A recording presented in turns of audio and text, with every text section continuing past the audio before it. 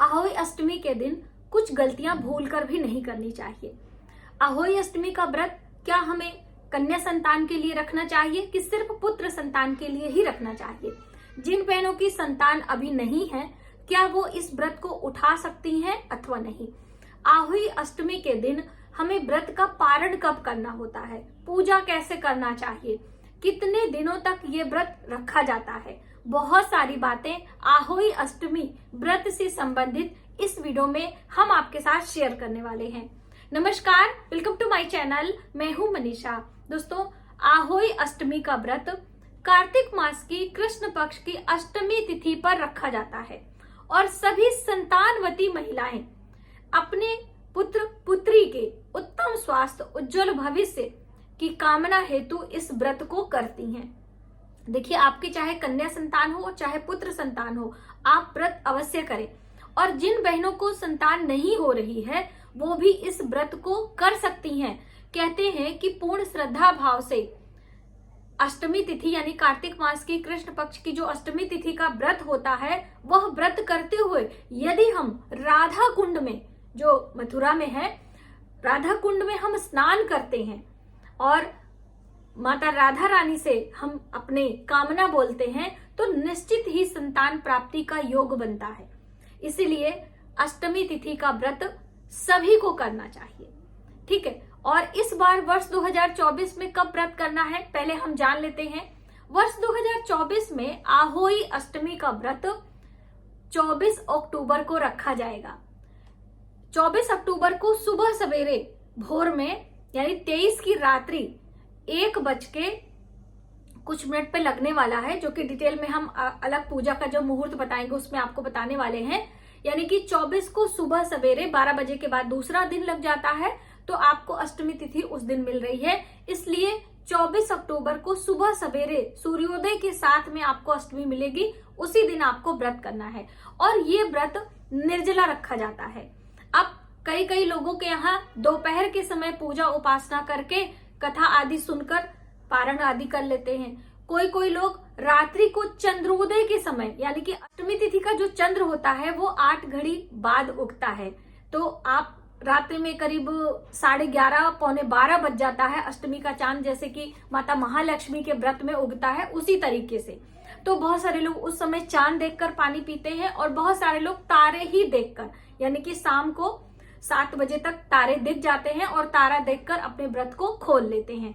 तो ये जो भी व्रत होते हैं पारंपरिक, अपने कुल परंपरा के अनुसार किए जाते हैं। इसमें पूजा का सबसे ज्यादा महत्व है। पूजा में सुबह सवेरे स्नान ध्यान करके व्रत का संकल्प लेते हैं और दिन में ही इसकी पूजा होती है। तो देखिए, कोई लोग कह रहे थे कि मैम हमारे यहाँ शाम को भी होती है, तो शाम को सिर्फ चंद्र को अर्घ या तारों को अर्घ देने की बात है। पूजा, कथा, प्रसाद, भोग आदि, दीप दान वगैरह दिन में ही करते हैं। पूजा कैसे करना है थोड़ा सा मैं आपको जानकारी दे दूं। वैसे तो आप अपने कुल परंपरा के अनुसार ही ये पूजा करिएगा। दिन में 10-11 बजे ये पूजा होती है दोपहर के समय, जैसे कि हम लोग हल षष्ठी का व्रत करते हैं।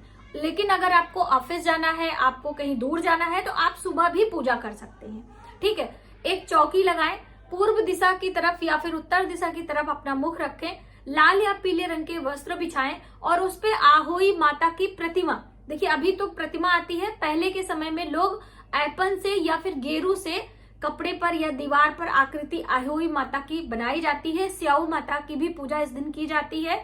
तो आप आहोई अष्टमी के दिन प्रतिमा ले आए या फिर आप चित्र अंकित करके एक कलश में, यानी कि इसमें पात्र भरने की बहुत बड़ी महिमा है, कलश भरने की। तो देखिए, जो लोग करवा चौथ का व्रत करते हैं, जो उनका करवा होता है उसी में बहुत सारे लोग भर लेते हैं। बहुत सारे लोग अलग से घड़ा खरीद कर लेकर आते हैं। तो जो भी नियम आपके घर अपनाते हो आप वो कर सकते हैं। एक घड़े में अनाज भरते हैं, एक घड़े में जल भरा जाता है, या कोई के यहाँ दोनों में जल या दोनों में अनाज भरते हैं। इस तरह से वो घट स्थापित किया जाता है। उसके नीचे भी बेस में, जैसे कि हम कलश वगैरह स्थापित करते हैं तो अनाज रखते हैं, उसी तरह से खड़ा अनाज रखा जाता है।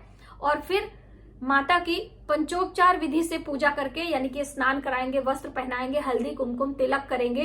हल्दी का बहुत बड़ा महत्व होता है। देखिए, हम अगर ग्रहों की बात करें तो गुरु ग्रह बृहस्पति इस दिन आपको अपने बर्थ चार्ट में अच्छा रखने के लिए ये व्रत करने की सलाह दी जाती है। इसीलिए इस दिन पीले रंग के पुष्प और पीले रंग की मिठाइयां, पीले रंग के वस्त्र पहनने की सलाह दी जाती है और हल्दी केसर का तिलक आहोई माता को, स्याऊ माता को लगाया भी जाता है, क्योंकि पीला रंग बृहस्पति से संबंध रखता है। और यदि हमारे बर्थ चार्ट में गुरु ग्रह बृहस्पति हैं, अच्छे हैं, तो हमारी संतानें सही समय पर और हमारी संतानें हमारी बात मानती हैं, यानी हमारे परिवार का, हमारे देश का नाम रोशन भी करती हैं।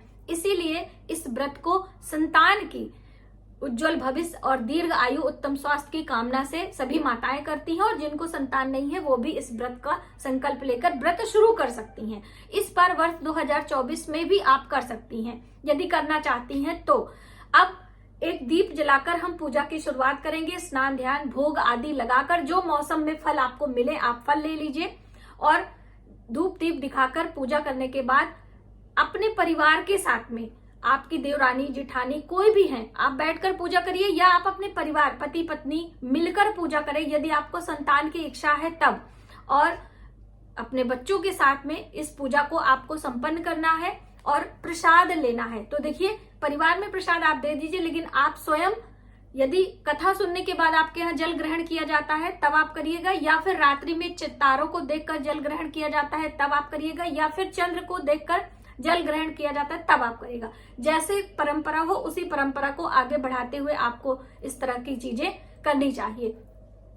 उस दिन हम संतान, जो आपकी संतान है, उसको भी दूर्वा घास से जल का छिड़काव करते हैं, उसके मस्तक पर हल्दी कुमकुम का तिलक लगाते हैं और केसर डाले तो ज्यादा अच्छा है। बहुत सारी बहनें पूछ रही थी कि मैम पढ़ाई लिखाई के लिए हमें अपने बच्चों के लिए क्या करना है। तो देखिए, आप हल्दी और केसर के धागे जल में, गंगा जल में घोलकर चांदी की कटोरी में बनाकर रख लें और हर दिन स्नान करने के बाद अपने बच्चों के मस्तक पर ये तिलक करें। और तिलक 4 स्थानों पे करना होता है, मस्तक पर, कंठ पर, नाभि पर और जबान पर। तो देखिए, जबान पर लास्ट में इसलिए लगाते हैं कि जबान पर लगाने से हाथ जूठा हो जाता है, फिर आपको धोना पड़ेगा। यदि आप इस तरह से सीरियल से लगाना चाहती हैं तो हाथ धोकर दोबारा लगाएं, वरना इस तरह से 4 स्थानों पर यदि आप नियमित 43 दिन अपने बच्चों के मस्तक पर, कंठ पर, नाभि पर और ये जबान पर तिलक लगाते हैं तो निश्चित ही आपका बच्चा पढ़ाई में अव्वल होता है, उसका उज्जवल भविष्य होता है और उसका गुरु ग्रह बृहस्पति अच्छा होता है, जो कि जीवन के हर पड़ाव में सफलता प्रदान करता है। तो ये उपाय भी आप कर सकते हैं। मैंने सरस्वती पूजा में आपको ये विशेष उपाय बताया था, फिर से मैंने सोचा मैं आपको रिपीट कर दूं। अब खाने पीने की बात है तो बहुत सारी बहनें फलाहार लेती हैं, बहुत सारे लोग सिर्फ एक अनाज खाती हैं, यानी मीठा। खड़ा अनाज की बहुत बड़ी महत्वता है, तो मीठा दलिया, सेवैयां या फिर सेवई पूरी या हलवा पूरी आदि खा के अपने व्रत का संपन्न करती हैं। बहुत सारे लोगों के यहाँ पूरा पूरा भोजन भी किया जाता है, लेकिन व्रत का अर्थ होता है हल्का सुपाच्य भोजन आप करें, वो आपके लिए ज्यादा अच्छा है। इस तरह से यदि आप विधि विधान से नियम पूर्वक कार्तिक मास की कृष्ण पक्ष की अष्टमी तिथि का व्रत करते हैं तो आपके घर में सुख समृद्धि आती है, माता आहोई की कृपा बनी रहती है। ये तो हो गई व्रत की बातें। दोस्तों, इस दिन कुछ चीजें भूल कर भी हमें नहीं करना होता है, जैसे कि इस दिन पारण की बात कहें तो कई लोगों के यहाँ मिट्टी के बर्तन में जल भर के और मिट्टी के बर्तन में ही खाने की बात कही जाती है, ठंडा भोजन खाते हैं अलग अलग, जैसे मैंने आपको बताया। तो मिट्टी से संबंधित कोई कार्य आपको नहीं करना है, यानी कि आपको मिट्टी की जुताई, बुराई या अपने गमलों की कटिंग या पेड़ पौधों को, प्रकृति की, ये सारी चीजें आप ना करें। इस दिन कहते हैं किसी जीव जंतु की, मतलब हम जब मिट्टी में कोई खाद पानी देंगे या उसकी गुड़ाई बुआई करेंगे तो उसमें छोटे छोटे कीटाणु होते हैं जो हमारी आंखों से दिखाई नहीं देते, वो मर जाएंगे। या हम कोई जाले वाले आदि साफ करते हैं तो उनका भी नुकसान होता है, जीव जंतुओं का। तो उसका बुरा प्रभाव हमारे बच्चों पर या हमारे व्रत पर ना पड़े, इसलिए हम पूरे दिन व्रत उपास करके ईश्वर का ध्यान मनन करते हुए कथा कहानी में ही अपना समय व्यतीत करते हैं। इन सब चीजों को नहीं करते हैं। किसी भी व्रत में ऐसा नियम बताया गया है। और इस दिन सिलाई बिनाई भी नहीं किया जाता है। इस दिन हम अपने घर में कलह कलेश भी नहीं करते, अपने बड़े बुजुर्गों का अपमान भी नहीं करते हैं।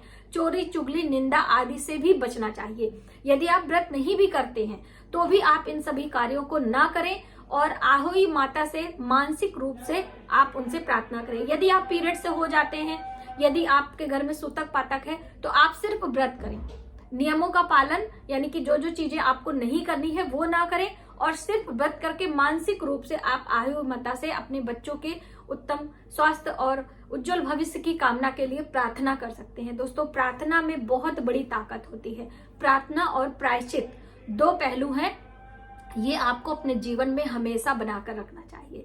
तो आज की वीडियो में आपने जाना आहोई अष्टमी का व्रत हमें कब और कैसे करना चाहिए। पूजा का शुभ मुहूर्त वगैरह मैं समय आने पर आपको जरूर बताऊंगी। तो आज की वीडियो में बस इतना ही। यदि हमारी जानकारी आपको थोड़ी सी भी हेल्पफुल लगे तो प्लीज वीडियो को ज्यादा से ज्यादा लोगों में शेयर करें, आने वाले वीडियो के लिए सब्सक्राइब करें। मिलते हैं एक नई जानकारी के साथ नए वीडियो में, तब तक आप अपने परिवार का ख्याल रखें। जय माता दी।